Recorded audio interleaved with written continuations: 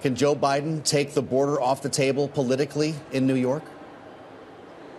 No, I mean, this executive order doesn't really address the root of the problem. I mean, he passed 60 executive orders when he first came into office that completely dismantled our border. And that is what really created this crisis that we're seeing across America, and particularly in New York City, that we didn't see under any other Republican or Democrat president in our nation's history.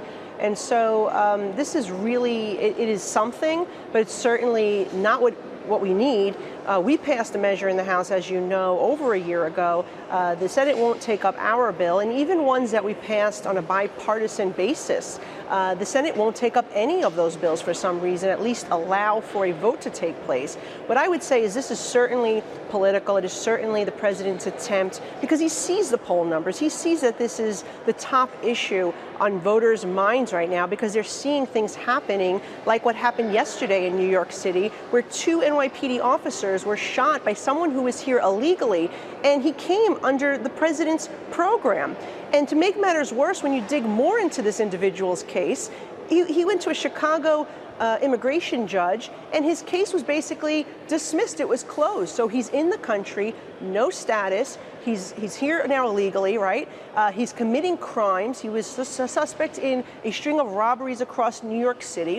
And then he shoots 2 of our police officers. So as long as we're going to continue to allow individuals who are criminals to enter our country, which he's going to do because there's no real method of vetting them. You need to completely secure our borders. And the section that he's referring to in this executive order, which is Section 212F of the Immigration Naturalization Act, in that it gives him the authority to shut down the border completely. Not to mention, he can undo the 60 executive orders that he put in place that created this crisis. So this is, unfortunately, window dressing, but we're going to continue to fight to ensure that, you know, we actually get our border secure. Whether that means we have to elect a new president, that's fine, or whether we got to win the Senate back, but we have to get it done. Okay. And one last thing, I just want to say to the American people, when you get a poll, when somebody calls you to take a poll, make sure you continue to tell them that the border is the #1 issue, because clearly it's having an impact. And that is exactly what today is about, just responding to those polls.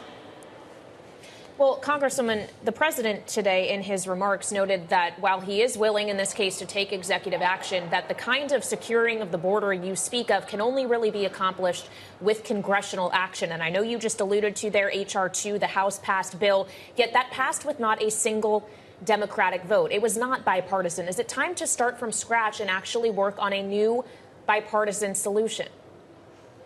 Again, the president took 60 executive actions that destroyed our border. But I'm asking what you and your colleagues can do. No, I understand, but for the president to say that is a lie, because he's the one who took 60 executive actions to undo the border, and he can undo it today if he wants to. He can fix it today if he wants to via executive order, the same way he broke it. Now, with our legislation, we did have another bipartisan bill that had tied the foreign aid that was passed. And then, unfortunately, leadership decided to just do the foreign aid without the border security provisions. I had a real problem with that, which is why I didn't support the entire foreign aid package, just bits of it. But what I'll say is, the other thing is, we have other bills that we passed that at least would address the issues of people who are here committing crimes. Those passed with bipartisan support. Why can't we get Chuck Schumer to at least take those up if that's what we can agree on at the moment?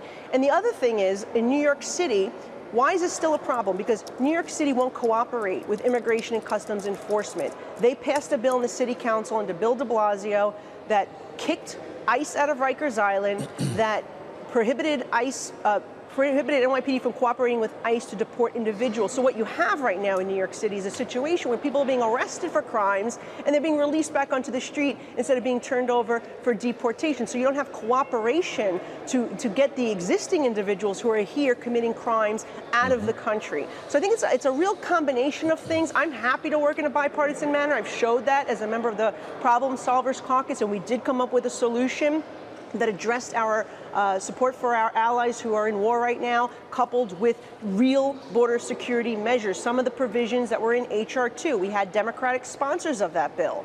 But unfortunately, again, leadership did not decide to go with that on both sides, the Senate and the House, unfortunately, and we are where we are.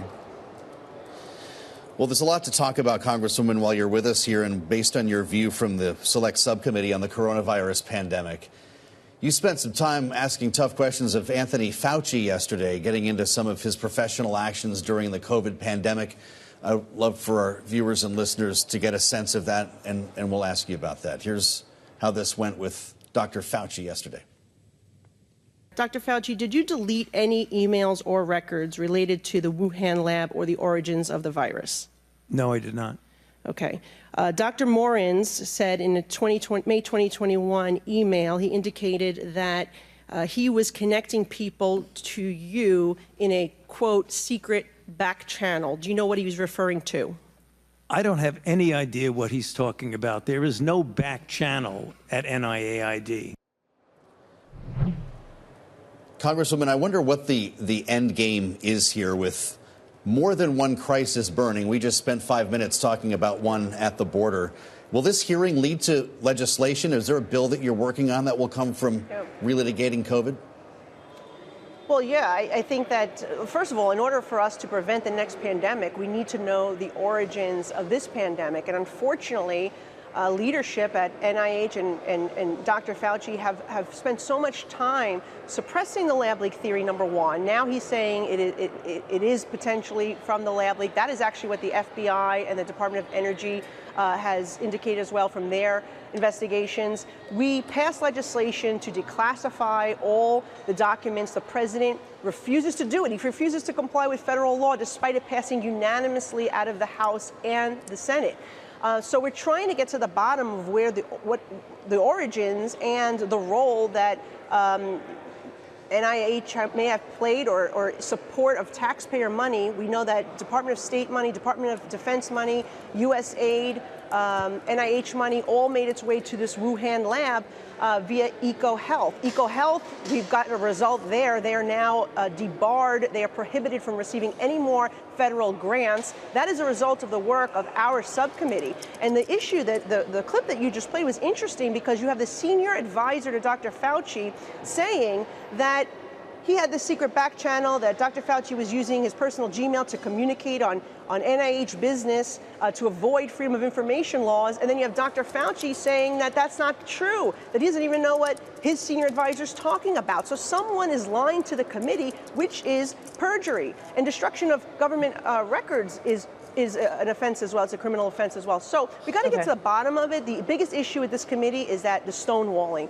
the difficulty in getting this information. But I'm working on a number of pieces of legislation as it relates to royalties that NIH scientists receive. As you know, $710 million in royalties they received, when that money should be going back to the taxpayers if it's a taxpayer that's investing in these experiments.